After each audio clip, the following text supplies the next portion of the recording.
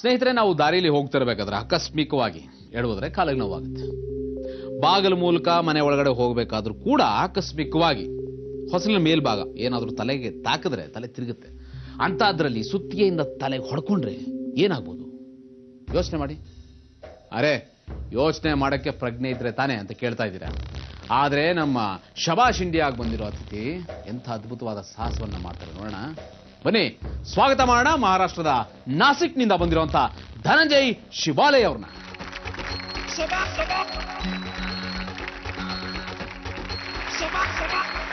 Police department ಅಲ್ಲಿ ಕೆಲಸ ಮಾಡ್ತಾ ಇರೋ ಧನಂಜಯ್ ಈಗ ತಮ್ಮ ತಲೆ ಎಷ್ಟು ಗಟ್ಟಿ ಅಂತ ಪ್ರೂವ್ ಮಾಡ್ತಾರೆ. ಬಲವಾದ ಸ್ಟಿಕ್, ಕಬ್ಬಿಣದ ರಾಡ್, 8 ಪೌಂಡ್ ತೂಕದ ಸುತ್ತಿಗೆ ಮತ್ತೆ 7 ಕೆಜಿ ತೂಕದ ಕಲ್ಲು ಚಪ್ಪಡಿನ ತಮ್ಮ ತಲೆ ಹೊಡ್ಕೋತಾರೆ. ನಂಬೋದಕ್ಕಾಗ್ತಾ ಇಲ್ಲ ಅಲ್ವಾ? ದೊಡ್ಡವ್ರು ಹೇಳ್ತಾರೆ ತಲೆ ಗಟ್ಟಿ ಅಂತ ಬಂಡೆ ಗುದ್ಕೋಬೇಡಿ ಅಂತ. ಆದರೆ ನಮ್ಮ ಧನಂಜಯ್ ಕುಮಾರ್ ಅವರು ಈ ಸಾಹಸ ನೋಡಿದ್ರೆ ಇಂಥವ್ರಿಗೂ ಮೆಚ್ಚುಗೆ ಆಗುತ್ತೆ. ಬನ್ನಿ ನೋಡೋಣ.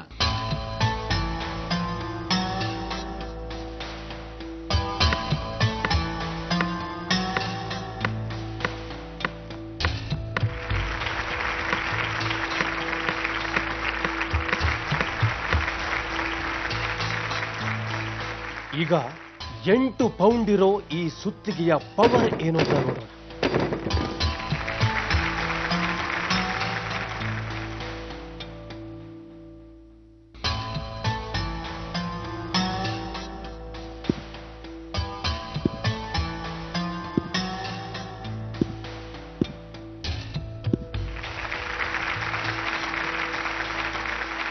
ಇದರ ತೂಕ 7 ಕೆಜಿ ಇದೆ.